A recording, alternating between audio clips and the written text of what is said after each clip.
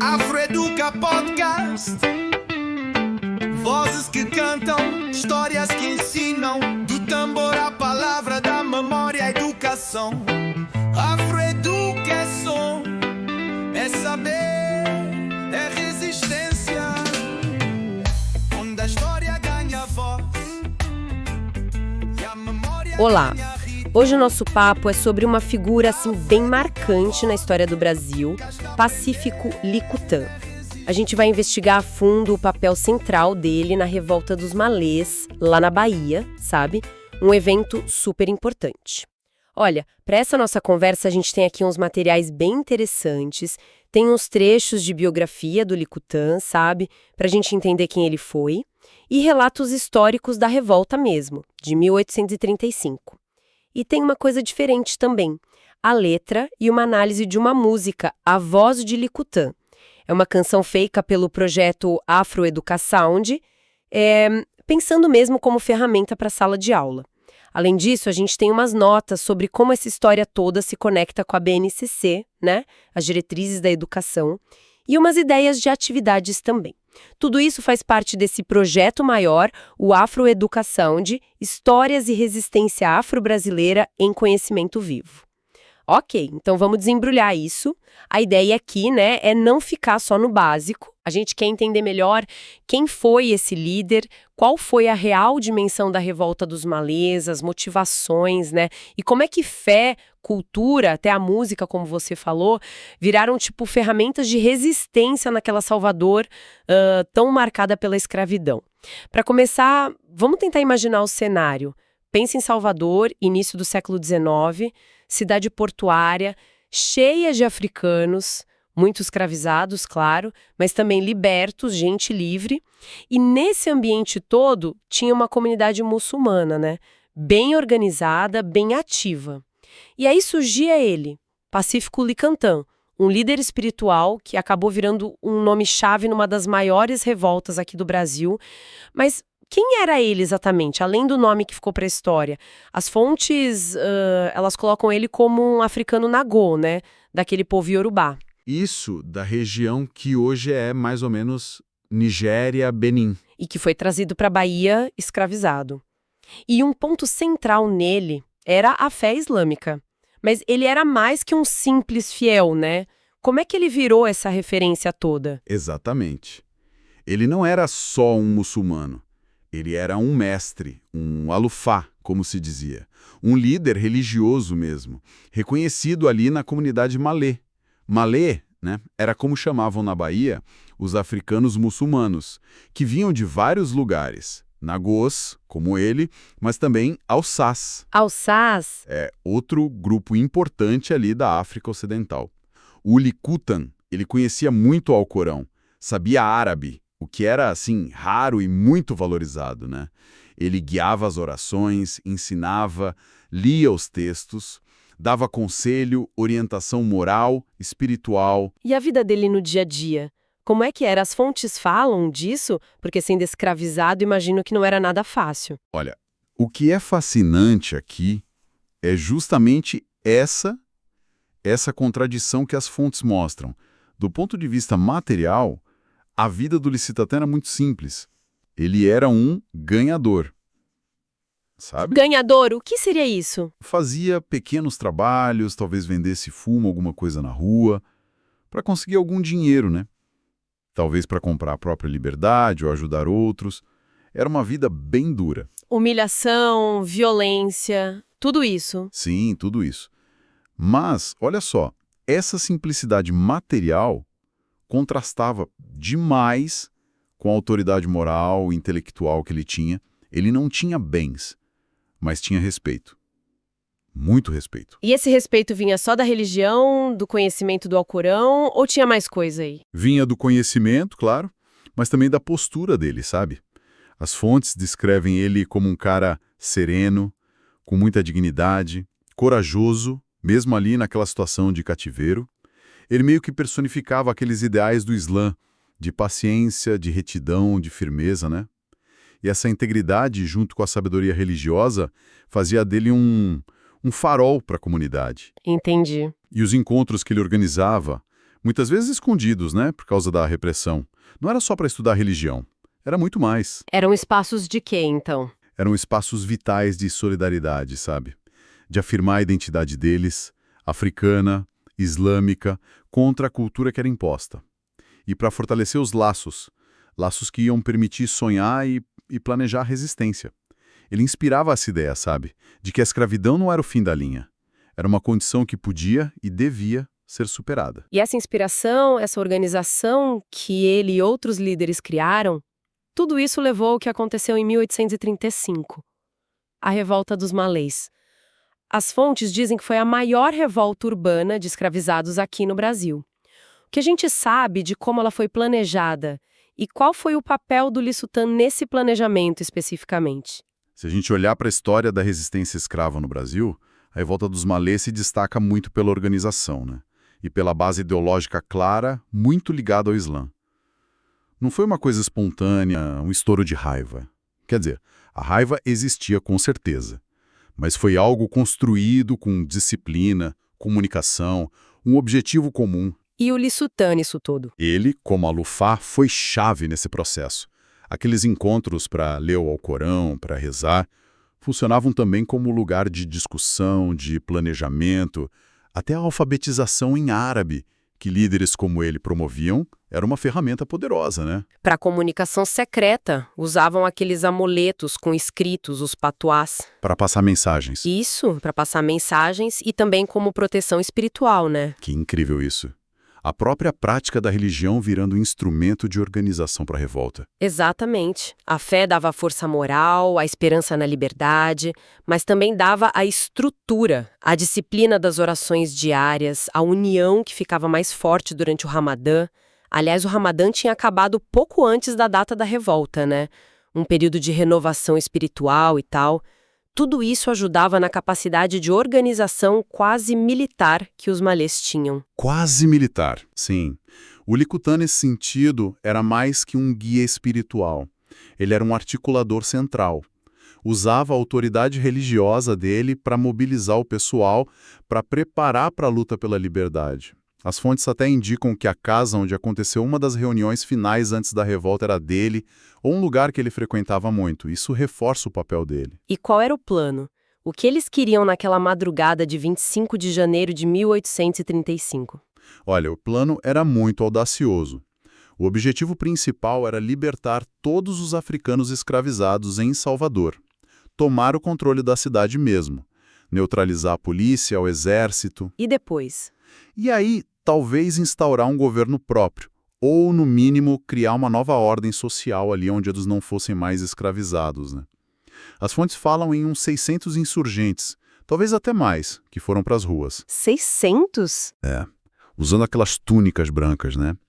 Que são características dos muçulmanos em ocasiões especiais.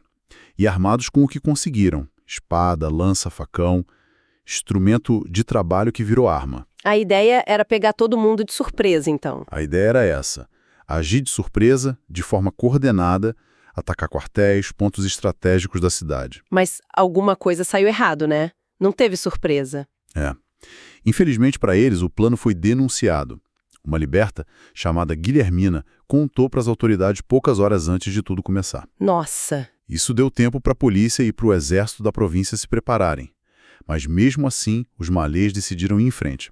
Saíram para as ruas na madrugada, enfrentaram as patrulhas, teve batalha em vários pontos da cidade. Teve luta mesmo. Muita luta. Teve um confronto bem pesado, sangrento, na área de Água de Meninos.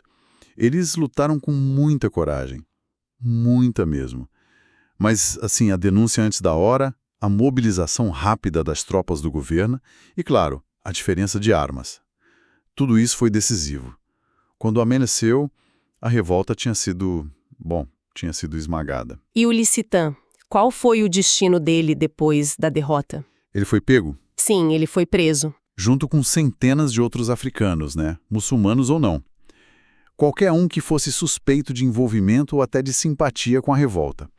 Ele passou por um julgamento bem severo, como era de se esperar para um líder de uma rebelião daquelas, e é aqui que fica realmente interessante, né? Quando a gente olha as fontes sobre a sentença dele. Porque diferente de outros líderes importantes da revolta, que foram condenados à morte fuzilados, a pena do Licitã foi outra, né? Exato. Ele não foi executado. A condenação dele foi a 1.200 chibatadas, em praça pública. 1.200. Distribuídas ao longo de vários dias. E depois, prisão. Alguns relatos até sugerem que ele pode ter sido deportado de volta para a África depois. Mas o centro da punição registrada foi o açoite público e a prisão. E essa escolha de pena, ela diz muito. O que ela diz? Por que não matar logo? Que parecia um jeito mais definitivo de acabar com o líder rebelde. A análise que se faz hoje, olhando o contexto, é que escolher o açoite público foi uma estratégia clara de destruição simbólica. Matar podia transformar ele num mártir na hora, né? Verdade. Já o açoite público era a forma mais extrema de humilhação, de degradação física e moral que existia no sistema escravista. A intenção era quebrar publicamente o espírito daquele homem, que era tão respeitado pela dignidade, pela autoridade espiritual. Era uma tentativa de tirar dele esse poder simbólico na frente da comunidade. Mostrar que nem o Alofá respeitado escapava da violência, da desumanização do sistema. Era terrorismo de Estado puro, sabe? Para punir o Licutã sim, mas também para aterrorizar todo mundo e evitar futuras revoltas. Uma tentativa de apagar o homem e o símbolo. E deu certo? Qual foi o legado dele, apesar dessa violência toda? Não funcionou como eles esperavam, não. A punição foi horrível, claro, e a repressão depois da revolta foi brutal. Teve execução, deportação em massa para a África, especialmente de muçulmano alfabetizado. Aumentaram a vigilância, as restrições, mas a figura do Licutã não foi apagada. Pelo contrário, o nome dele ficou como um dos símbolos mais fortes da revolta dos malês e da resistência negra no Brasil. Então o legado dele foi além da derrota na luta armada. Muito além. Ele representa a força da identidade cultural, religiosa, como motor para lutar pela liberdade. Mostra que mesmo na pior condição possível, na escravidão, dava para construir organização, para cultivar a dignidade e para desafiar o sistema. Ele é lembrado como esse líder espiritual que ousou sonhar com a liberdade e que mobilizou o povo para lutar por isso, usando a fé como escudo e espada. Essa ideia da voz dele que continua, do legado que permanece, isso conecta direto com a música que a gente mencionou, né? A voz de Licutã do Afroeducasound. As fontes que a gente tem trazem uma análise da letra. Como é que essa música trabalha essa memória? A música é uma ferramenta incrível para isso, né? E a análise da letra mostra como ela foi bem pensada para resumir e passar essa história complexa. O verso 1, por exemplo, já te joga lá em Salvador. Nas ruas da Bahia, um grito ecoou. E já mostra a atitude do Licutã, um homem de fé que não se curvou. Define o lugar e o personagem logo de cara. E o refrão, como é? O refrão é o centro da homenagem. Ó Pacífico! Pacífico, líder dos corações livres, tua voz ainda vive. Celebra direto a liderança espiritual dele, líder dos corações, e essa ideia de que a influência dele continua, tua voz ainda vive. Aí o verso 2 entra mais nos fatos. Fala do ano, 1835, o ano da revolta, dos elementos importantes, com o Alcorão na mão, a fé que conforta, e reforça o papel dele como guia. Pacífico guiou sua nação. Conecta a figura dele ao evento histórico mesmo. A análise fala de uma ponte na música, como uma metáfora. Qual é essa metáfora? A ponte diz assim: as correntes se quebram no corpo e na mente, mas a luta continua, segue em frente. Isso é muito forte, né? Sim. A metáfora das correntes que se quebram fala tanto da libertação física da escravidão, quanto da libertação mental, espiritual, da opressão. E a segunda parte, mas a luta continua, é fundamental. Ela liga a luta histórica dos malês com as lutas de hoje, por justiça social, por igualdade racial.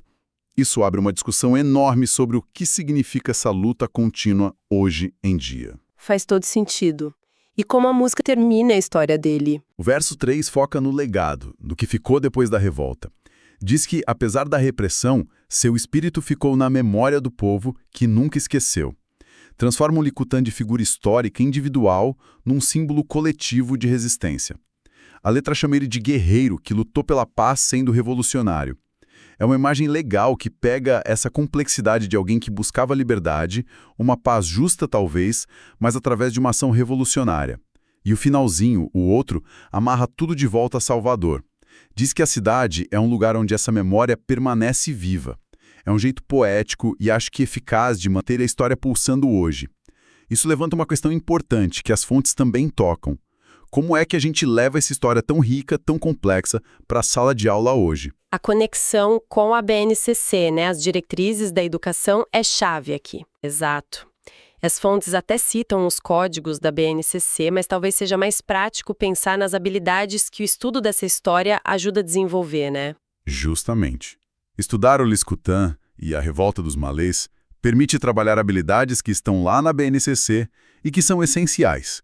Por exemplo, a habilidade de identificar diferentes sujeitos na história, não só os grandes nomes oficiais, e o papel deles, EF07HI01. Permite analisar movimentos que questionaram a ordem da época, como a escravista, EF08HI03. Ajuda a discutir os legados culturais africanos no Brasil, e aí entra o Islã também, EF07HI07. E a questão da resistência e repressão? Exato. Avaliar as formas de repressão, mas também as estratégias de resistência dos africanos e afro-brasileiros, EFO9HI04. E, num nível mais amplo, pensar sobre o papel da fé, da cultura, da organização da comunidade na luta por cidadania, por direitos, EM13CSHS52. Usar uma fonte como a música do Afroeducação para isso, nossa, torna o aprendizado muito mais interessante, mais significativo do que só ler um texto no livro, né? E as sugestões de atividades que vieram com o material parecem ir bem nessa linha do engajamento. Coisas como, sei lá, pedir para os alunos fazerem uma linha do tempo ilustrada, não só com data, mas com imagens, símbolos, ou fazer uma leitura dramática da letra da música, talvez usar percussão para dar o ritmo, a emoção. Imagino que um debate sobre aquela frase "a luta continua" pode gerar discussões bem profundas sobre hoje, né? Sem dúvida. Ou usar um mapa de Salvador mesmo, para localizar onde aconteceram as coisas da revolta. Conectar a história com o espaço real. Até atividades de produção criativa, tipo escrever uma carta como se fosse alguém da revolta ou alguém que viu os açoites do Licitã.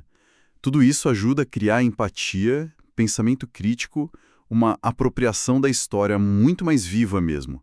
São jeitos de transformar o estudo da história numa experiência real, como o projeto Afroeducação propõe. Então, o que tudo isso significa, né? Chegando ao fim da nossa exploração, o que fica mais forte? A gente viu a figura complexa, inspiradora do Pacífico Licutã, um mestre religioso nagô, escravizado, mas que virou um exemplo de dignidade, de resistência. Mergulhamos na organização, na coragem, na base ideológica da Revolta dos Malês. Entendemos que não foi só um momento de explosão, mas um projeto de liberdade bem articulado. Percebemos essa ligação forte e poderosa entre a fé islâmica, a identidade cultural africana e a luta contra a escravidão naquele contexto específico da Bahia, e vimos como a memória dessa luta pode ser mantida viva, ganhar novos significados usando linguagens como a música, né, e virando uma ferramenta potente para a educação. E fica, talvez, uma provocação final para a gente pensar.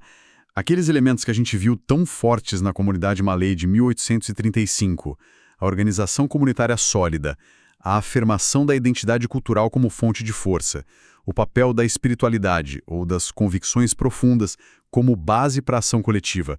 Como é que esses elementos continuam sendo ou como eles podem ser ferramentas cruciais hoje, pensando nas várias comunidades que ainda lutam por reconhecimento, por direitos básicos, por dignidade, contra as formas de opressão e marginalização que a gente vê hoje em dia? De que jeito essa herança de organização, de identidade, de força interior que o Licutã e os malês exemplificaram ainda ecoa? Ou como ela pode inspirar as lutas do nosso tempo? É uma pergunta que liga diretamente àquele passado de resistência ao nosso presente, que também é cheio de desafios. Uma excelente provocação para a gente continuar pensando, com certeza. E é importante lembrar que esses materiais que guiaram nossa conversa hoje, a biografia, os relatos, a música, a análise, as ideias pedagógicas, tudo isso faz parte do trabalho do Afroeducasound, um projeto focado em transformar essas histórias de resistência afro-brasileira em conhecimento vivo, usando a música como essa ponte tão importante para aprender e para não deixar a memória morrer. Assim, a gente encerra nossa análise aprofundada de hoje.